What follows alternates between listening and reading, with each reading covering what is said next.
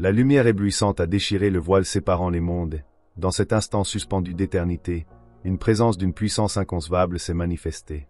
600 ailes déployées dans l'immensité de l'univers, chacune capable de couvrir l'horizon tout entier, un être constitué de lumière pure dont la simple apparition fait trembler les fondations mêmes de la création.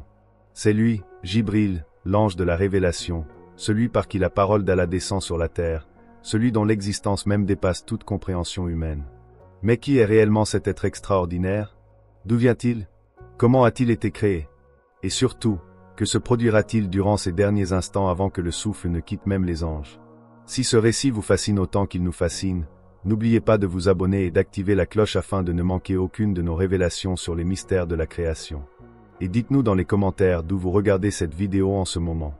Nous serions heureux de savoir où se trouvent nos spectateurs à travers le monde.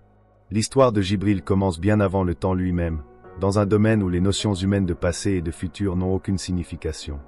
Les textes sacrés nous enseignent que les anges ont été créés à partir de lumière, une lumière si pure et si intense qu'aucun regard mortel ne pourrait la contempler sans être consumé. Mais Jibril n'est pas un ange ordinaire. Il appartient à une catégorie particulière, celle des anges rapprochés, ceux qui se tiennent au plus près du trône divin. Selon les traditions islamiques les plus authentiques, Jibril a été créé avec une majesté qui dépasse l'imagination. Le prophète Mohammed, que la paix et les bénédictions soient sur lui, l'a vu dans sa forme véritable seulement 2 fois durant toute sa vie. La première fois, cette vision fut si bouleversante que le prophète en resta marqué pour toujours. Imaginez un être dont les ailes s'étendent d'un horizon à l'autre, couvrant tout le ciel, occultant la lumière du soleil par leur immensité. 600 ailes, chacune ornée de perles et de rubis célestes, chacune vibrant de la lumière divine, chacune portant en elle des mystères que même les prophètes ne peuvent saisir totalement. La création de Jibril demeure entourée de mystères, car contrairement aux humains dont la création est décrite en détail dans les textes sacrés, les anges ont été amenés à l'existence d'une manière qui échappe à notre compréhension limitée. Ils n'ont ni parents, ni lignée, ni processus de développement. Allah les a créés par un seul ordre, Kun, sois, et ils furent. Mais quelle sagesse se cache derrière la création de Jibril en particulier? Pourquoi lui a-t-il été confié le rôle le plus crucial parmi tous les anges, celui de transmettre la révélation divine? Les savants musulmans à travers les siècles ont médité sur cette question. Jibril possède des qualités uniques qui le distinguent même parmi les anges les plus élevés.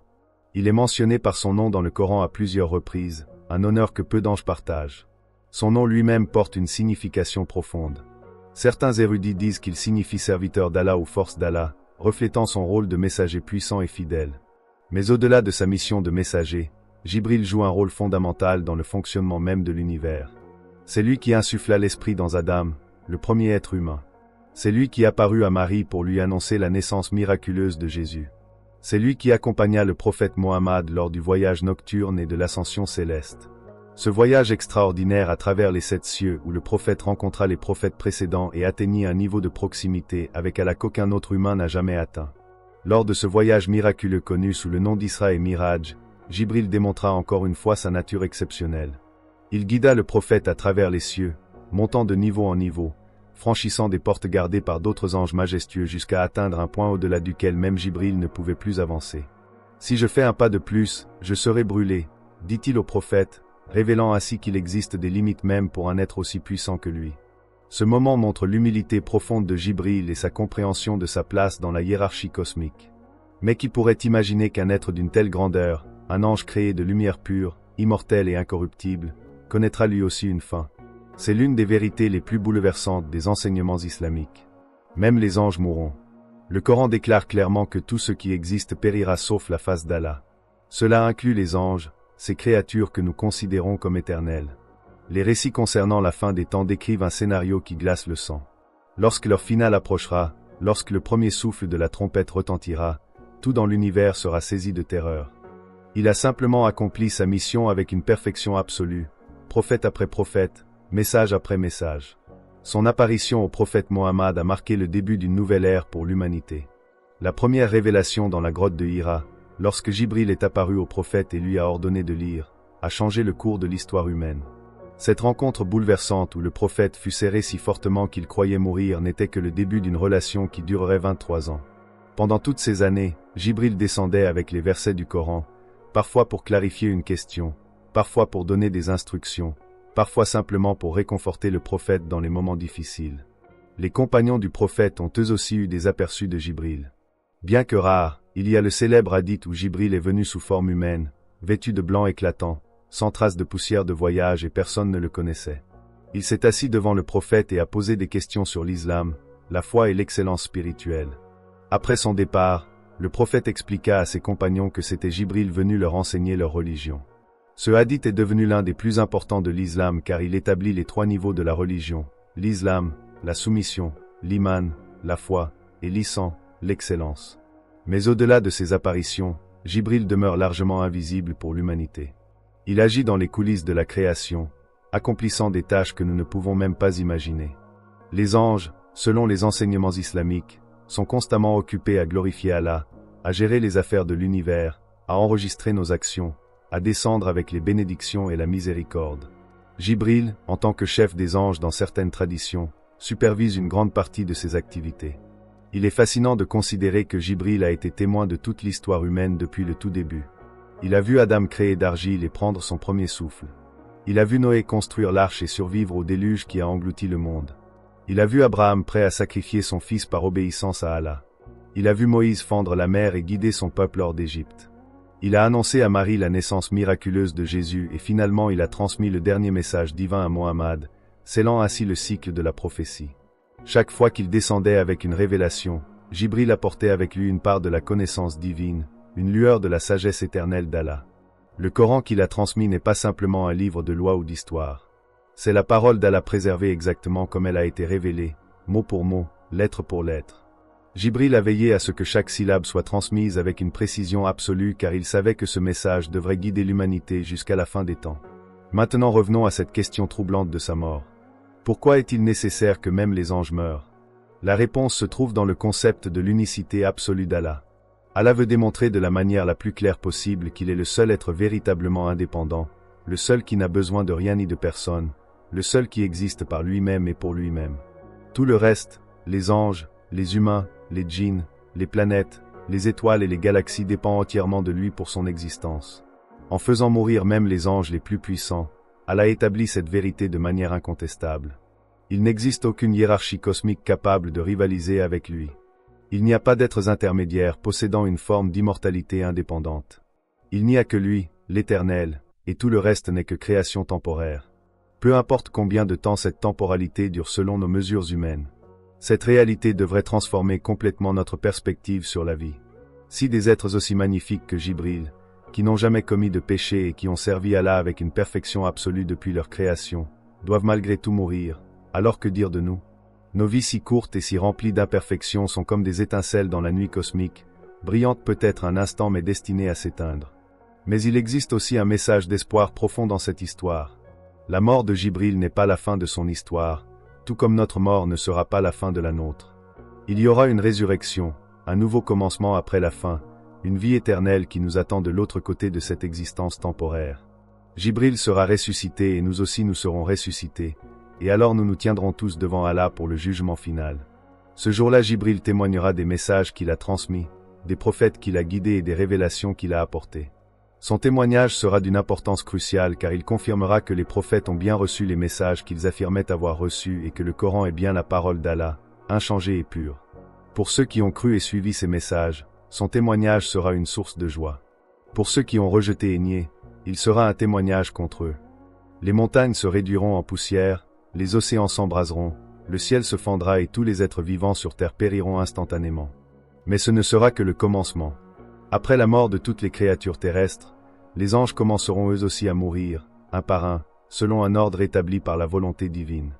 Les traditions rapportent que l'ange chargé de souffler dans la trompette sera parmi les derniers à mourir. Mais avant lui, Jibril, cet être majestueux qui a servi de pont entre le ciel et la terre pendant des éons, rendra son dernier souffle. Imaginez la scène. L'univers est déjà dévasté, vidé de toute vie mortelle. Le silence cosmique règne, un silence si profond et si absolu qu'il défie toute description. Les étoiles se sont éteintes, les galaxies se sont effondrées et dans ce vide terrifiant Jibril se tient seul, attendant son heure. Celui qui a porté les paroles d'Allah à tant de prophètes, celui qui a été témoin de la création et de la disparition d'innombrables civilisations, celui qui a vu l'aube de l'humanité et qui voit maintenant son crépuscule, même lui doit partir. Les narrations décrivent que lorsque viendra le moment pour Jibril de mourir, Allah lui demandera directement de rendre son âme. Ce ne sera pas l'ange de la mort qui viendra le chercher, car celui-ci sera déjà mort à ce moment-là. Non, ce sera un ordre direct du Créateur. Et dans cet instant ultime, Jibril, celui qui a toujours été le messager parfait, le serviteur obéissant, se soumettra une dernière fois à la volonté d'Allah. Mais que ressent un ange face à la mort? Les anges n'ont pas peur comme nous avons peur, car ils n'ont jamais désobéi, jamais douté, jamais commis de péché. Leur existence entière a été une soumission pure et totale à Allah. Pourtant, il doit exister une forme de conscience, une compréhension de ce moment extraordinaire où même les êtres les plus proches du divin doivent retourner au néant d'où ils sont venus. Certains textes suggèrent que Jibril demandera dans ces derniers instants pourquoi même lui, qui a servi avec tant de fidélité, doit mourir. La réponse sera simple mais profonde. Parce que seul Allah est éternel, seul lui est l'immortel absolu.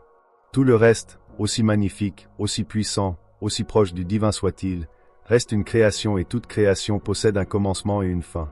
Cette vérité nous enseigne une leçon d'humilité cosmique. Si même Jibril avec ses 600 ailes et sa proximité avec le trône divin doit mourir, que sommes-nous, nous les humains avec nos vies si brèves et si fragiles? Cela nous rappelle que notre attachement à ce monde, notre orgueil, nos ambitions matérielles, tout cela n'est qu'une illusion temporaire. La seule réalité permanente, la seule chose qui survivra à l'effondrement de l'univers entier, c'est Allah lui-même. Mais l'histoire ne s'arrête pas avec la mort de Jibril. Les enseignements islamiques nous disent qu'après la destruction totale, après que même le dernier ange aura rendu son âme, il y aura un moment de silence absolu. L'univers entier n'existera plus. Il ne restera qu'Allah seul comme il était avant la création de toutes choses. Et dans ce silence une question retentira. À qui appartient le royaume aujourd'hui? Et la réponse viendra. À Allah, l'unique, le dominateur suprême. Puis viendra la résurrection. Le second souffle de la trompette retentira et tout ce qui est mort reviendra à la vie. Les humains sortiront de leur tombe. Les anges seront recréés. Et oui, Jibril lui aussi sera ramené à l'existence.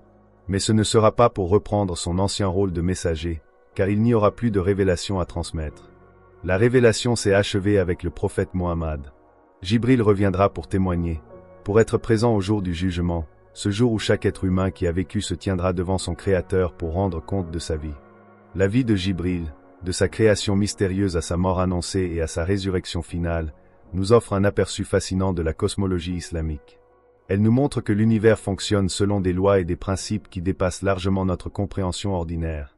Elle nous rappelle que nous faisons partie d'un récit cosmique bien plus vaste que nos vies individuelles, un récit qui s'étend du moment de la création jusqu'à la fin des temps et au-delà.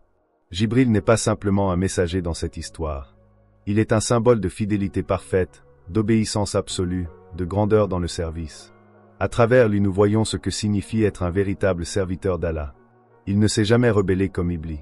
Il n'a jamais hésité, jamais douté, jamais cherché à s'élever au-dessus de sa station. La relation entre Jibril et l'humanité est donc profondément significative. Il n'est pas simplement un messager neutre transmettant des informations d'un point à un autre. Il est intimement lié à notre destin spirituel. Les messages qu'il a apportés forment la base de notre compréhension d'Allah, de notre but dans la vie et de nos obligations morales et spirituelles. Sans Jibril, nous serions perdus dans l'obscurité, sans guidance, sans connaissance de ce que notre Créateur attend de nous. C'est pourquoi les musulmans sont encouragés à aimer Jibril et à le respecter profondément. Il fait partie des 6 piliers de la foi de croire aux anges. Et croire aux anges signifie reconnaître le rôle crucial qu'ils jouent dans le plan divin. Jibril en particulier mérite une place spéciale dans nos cœurs en raison de sa mission extraordinaire. Imaginez la fidélité qu'il a démontrée. Pendant des millénaires il a accompli la même mission encore et encore, descendre avec la révélation, guider les prophètes, transmettre les commandements d'Allah. Il n'a jamais failli, jamais commis d'erreur, jamais dévié de sa tâche.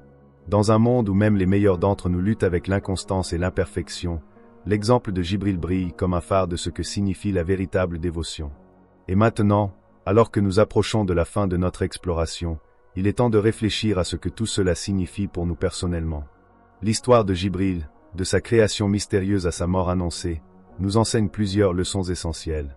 Premièrement, elle nous rappelle notre place dans l'univers.